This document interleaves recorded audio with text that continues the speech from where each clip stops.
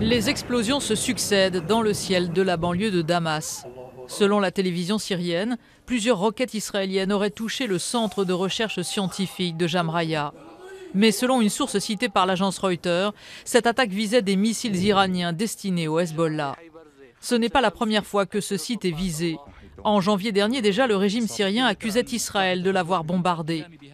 Si l'attaque de samedi est confirmée, cela serait la deuxième en 3 jours. Dans la nuit de jeudi à vendredi, des avions israéliens auraient mené un raid visant des armements destinés au Hezbollah.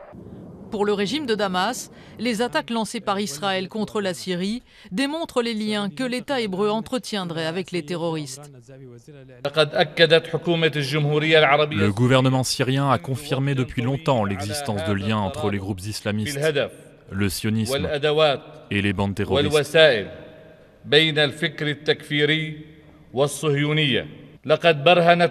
Israël vient de prouver son alliance avec les groupes extrémistes. La communauté internationale doit prendre conscience des répercussions dangereuses de cette agression sur l'ensemble de la région.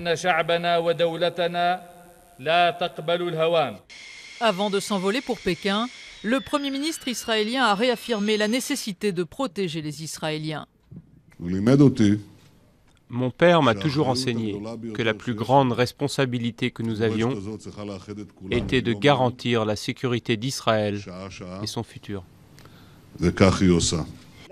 Pour la première fois depuis le début du conflit, le chef du Hezbollah, Hassan Nasrallah, a reconnu en début de semaine l'engagement de ses combattants sur le sol syrien.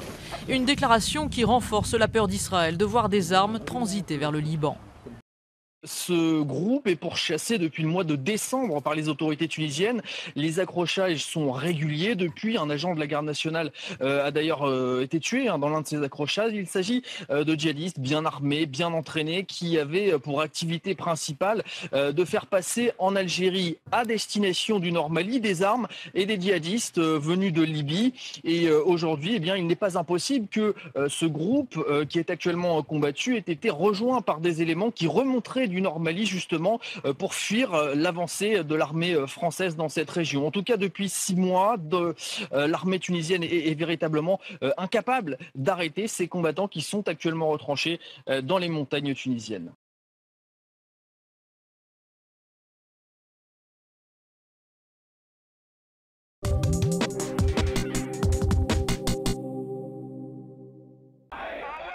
Jeudi au Caire en Égypte, plusieurs centaines de salafistes ont manifesté devant le siège de l'Agence de sécurité nationale.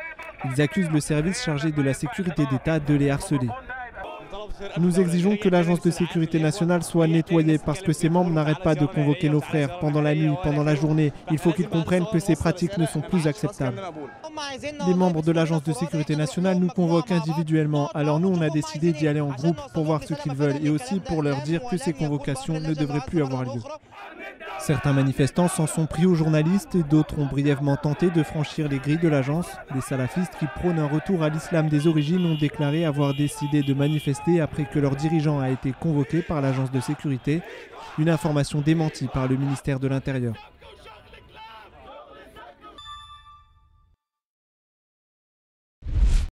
On sait pour le moment qu'il y a 7 morts, 5 djihadistes et 2 militaires maliens. L'attaque a eu lieu dans la matinée à Amakoulati, un village qui est situé à une quarantaine de kilomètres au nord de Gao. L'armée malienne confirme cet attentat, mais fait peu de commentaires pour le moment. Elle précise toutefois qu'il y a également des blessés parmi les forces maliennes. Il n'y avait pas eu d'attaque à Gao depuis le 21 février. Et il y a une semaine, dans cette même ville, le ministre français de la Défense, Jean-Yves Le Drian, avait salué, je cite, le rétablissement de la stabilité et du calme dans le nord. Alors on se rend compte avec cette nouvelle attaque que la capacité de nuisance des djihadistes est encore bien réelle. Et cela malgré les opérations de ratissage de l'armée française qui avait justement entamé en avril une vaste opération dans la région de Gao avec 1 millier d'hommes. Alors déloger les djihadistes dans ces zones très vastes avec la saison des pluies qui approche à grands pas, c'est un travail de fourmi harassant et urgent puisque l'élection présidentielle doit avoir lieu dans 2 mois. La question de la menace qui est rappelée par AQMI, nous la prenons au sérieux. Nous avons infligé des pertes considérables à AQMI par l'intervention au Mali. Mais les réseaux d'AQMI existent en dehors du Mali. Nous Considérons donc qu'il nous faut poursuivre et l'intervention au Mali pendant le temps nécessaire, même s'il y a une réduction de notre présence, et maintenir une vigilance autour du Mali pour continuer à lutter contre le terrorisme. Ce quartier animé du centre de Mogadiscio est en flammes. Une fois de plus, la capitale est la cible d'un attentat. Un kamikaze a lancé sa voiture chargée d'explosifs contre un cortège de véhicules transportant des responsables qataris. Il y a beaucoup de blessés. L'attentat ciblait un convoi du ministre de l'Intérieur somalien. Il a survécu. J'ai vu beaucoup de personnes gisant sur le sol. La plupart d'entre elles étaient blessées et pleuraient. Je suis choquée. Al-Shabaab, la milice islamiste liée à Al-Qaïda, a revendiqué l'attentat. Par téléphone, elle a même affirmé à l'agence Reuters la préparation de nouvelles attaques. La semaine dernière, Al-Shabaab a promis de venger l'exécution de 13 activistes. Depuis la mi-avril, une série d'attentats et de fusillades a été revendiquée par cette milice. Chassée de la capitale en 2011 par les forces africaines, Al-Shabaab souhaite imposer une version stricte de la charia dans le pays. Mardi, à Londres, une conférence internationale est organisée sur la Somalie. Rendre la capitale plus sûre sera le principal sujet de discussion. Et c'est l'heure du focus du jour. Nous prenons tout de suite la direction de la Birmanie. Depuis des semaines, le pays fait face à un regain de violence. Grande tension entre bouddhistes de l'ethnie Rakhine et les Rohingyas, une minorité musulmane apatride violemment ostracisée.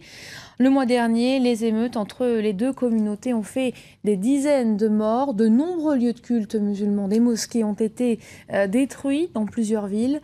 De retour chez eux après les violences, les musulmans birmans ne peuvent que constater l'ampleur des dégâts. Voyez tout de suite ce reportage signé Cyril Payen et Pierre Véraud. Retour à Pégou pour des milliers d'habitants musulmans de la ville. Nous sommes ici à moins de 80 km de Rangoon et le taux de destruction est impressionnant.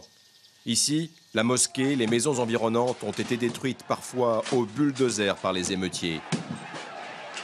Mektila, Pégou, étaient jusque-là des villes sans histoire de la plaine centrale de Birmanie, jusqu'au déferlement de violence de ces dernières semaines.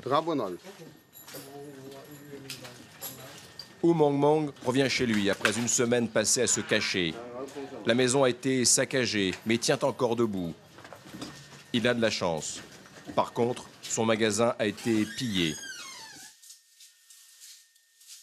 C'est ça la démocratie? La Birmanie vient de s'ouvrir au monde. Et regardez ce qu'il se passe. Sous le régime précédent, le régime des militaires, cela ne serait jamais arrivé. Ce natif de Pégou envisage de quitter définitivement la ville pour refaire sa vie dans un endroit plus sûr comme Rangoon. Rangoon, justement, signifie fin des dangers en birman. Mais le spectre des émeutes est bien présent. L'incendie de cet orphelinat musulman a fait 13 morts, 13 enfants.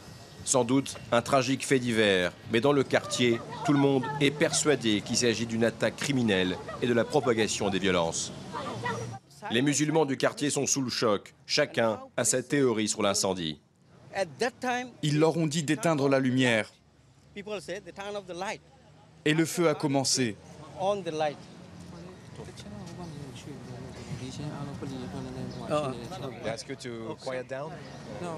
S'il vous plaît, il faut que vous partiez. Ne restez pas devant notre mosquée, c'est trop dangereux pour nous.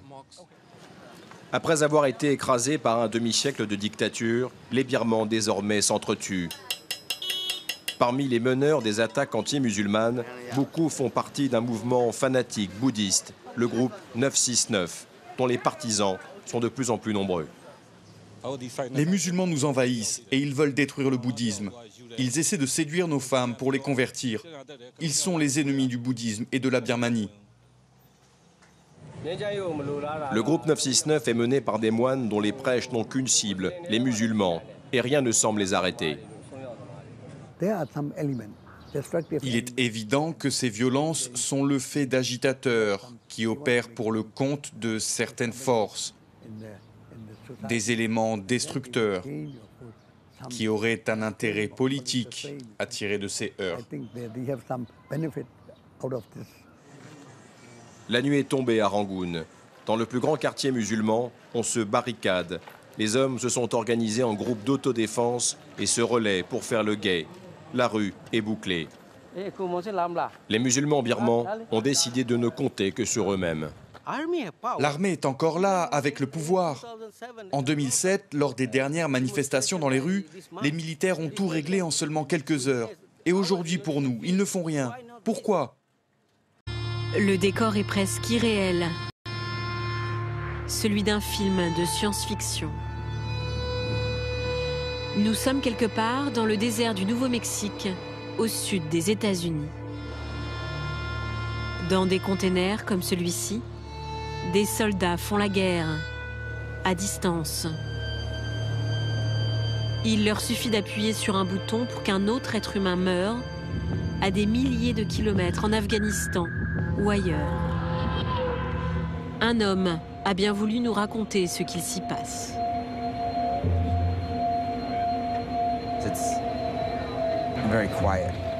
C'est très calme. Il y a comme un bourdonnement venant de l'ordinateur dans le fond. Tu es assis, tu regardes, tu attends, et tout se ralentit. Et puis ma main me fait mal, à force de tenir le manche qui dirige le laser.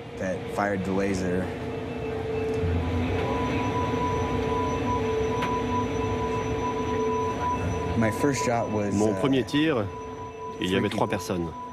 Elles portaient quelque chose sur l'épaule. Ça aurait pu être des armes.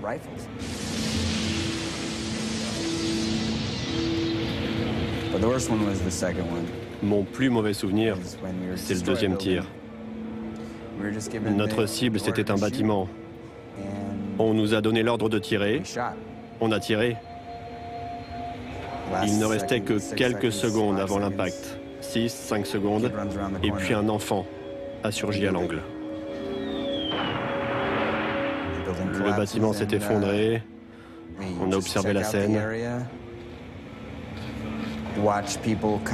Regardez les gens venir parmi les ruines, récupérer des morceaux de corps.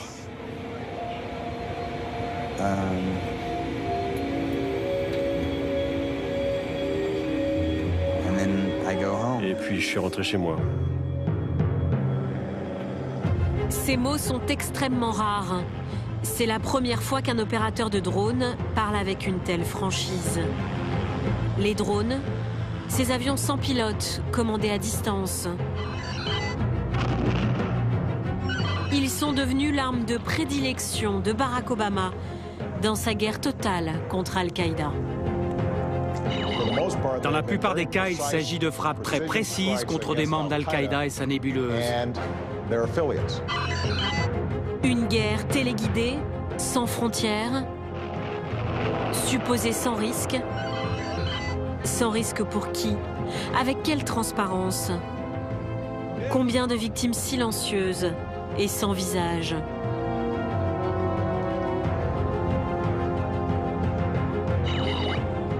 Du désert du Nouveau-Mexique aux confins du Pakistan, nous allons dessiner les contours de cette guerre secrète, au cœur de la guerre des drones. L'islam en France est un problème. Un sondage récent laisse voir la profonde rupture entre la pensée médiatique et l'opinion des Français. À ceux qui assurent que l'intégration des musulmans est en marche, les sondés sont 67% à estimer le contraire. Ils jugent même à 68% que cet échec est dû à un refus de s'intégrer. 52% expliquent ce fait par les différences culturelles. En revanche, les conditions économiques et sociales, généralement avancées pour justifier les repliements, ne sont évoquées que par 25% des sondés. L'erreur serait de refuser d'écouter cette France silencieuse. Sa perception de l'islam, qu'elle juge trop voyant, dit une réalité. Même si elle est partielle, il ne sert à rien de l'occulter. C'est pourtant ce que font ceux qui dénoncent des fantasmes, des paranoïas, des racismes, des haines, j'en passe. Cette manière simpliste de raisonner est celle d'une bonne partie des élites. Mais celles-ci ne peuvent mépriser les gens quand ils voient l'islam comme une menace. Il faut plutôt se demander pourquoi. Les reproches des sondés s'adressent moins aux musulmans qu'à la République. La très grande majorité des descendants d'immigrés affirment se sentir français. Ce sont les responsables politiques qui n'osent imposer des limites à l'islam quand ils réclament toujours plus de visibilité. Il faut être naïf, par exemple, pour ne rien voir du symbole recherché par l'Union des organisations islamiques de France, proche des frères musulmans, quand elle fait construire une mosquée monumentale sur le site de la bataille de Poitiers, qui fut une défaite pour la conquête islamique. Ce sont ces accommodements, ces aveuglements, ces reculades qui inquiètent les Français. Il faut les entendre.